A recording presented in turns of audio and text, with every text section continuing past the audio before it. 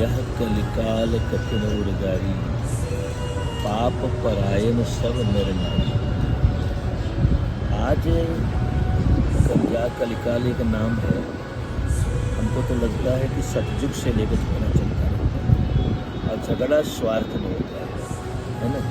जहाँ पाप का पारायण होता है, मैं मेरा तुम तेरा, मैं मेरा तुम तेरा। देवासुर संग्राम होता रहा, महाभारत संग्राम होता रहा, तो मैं मेरा तुम तेरे में ही सारा संग्राम होता। आज सहिष्णुता है नहीं, सहना नहीं है, एक दूसरे में भाईचारा नहीं, एक दूसरे के सुख शांति हम देख नहीं सकते। और जो नहीं देखता वो खुद दुखी रहता है, खुद वो सुख नहीं प्राप्त कर सकता है, उसको कहाँ से सुख मिलेगा। आज की ज़रूरत है कलिकाल, और ये इसका कारण है भजन का न होना, सत्संग का न होना। सत्संग नाम के हो रहे हैं, लोग कहते हैं ना भारी सत्संग हो रहा है, कुछ भी सत्संग नहीं हो रहा है। पैसे इकट्ठे किए जा रहे हैं, झूठ बोला जा रहा है। आज जो बड़ी बड़े भीड़ लगा करके सत्संग कर रहे हैं, वो बड़े बड़े डाकू, छोटे डाकू नहीं हुए, वो बड़ा डाकू का काम कर रहे हैं। अरे सत्संग का मतलब होता है शांति प्राप्त होगा। सत्संग जिस जहाँ पर हो वहाँ की जमीन पावन हो जाए, वो जमीन गंगा से पवित्र हो जाए। जा दिन राम जन्म सुत गावहीं, तीर्थ सकल तहाँ चली आवहीं। जन्म महोत्सव सने सुजाना, करे राम कल कीर्ति गाना। जहाँ भगवान की कथा हो वहाँ युद्ध, जहाँ मंदिर हो वहाँ पत्थर, जहाँ मस्जिद हो वहाँ पत्थर। इसका मतलब मंदिर वाले भी मस्जिद वाले सब पत्थर हृदय हो चुके हैं, सबके हृदय में पत्थर बैठ गया।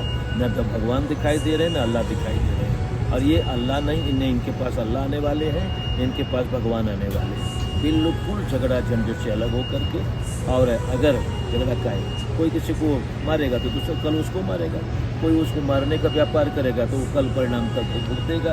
ये तो प्रतिक्रिया संसार की है। इसलिए हर संसार में जीने वाले को, सुख शांति चाहने वाले को ये प्रसंग हटा करके हर व्यक्ति के साथ छुप कर रहें, विनम्रता से रहें। हमारे यहाँ पढ़ाया जाता था कि वृक्ष के ऊपर फल लगता है तो छुप जाता है।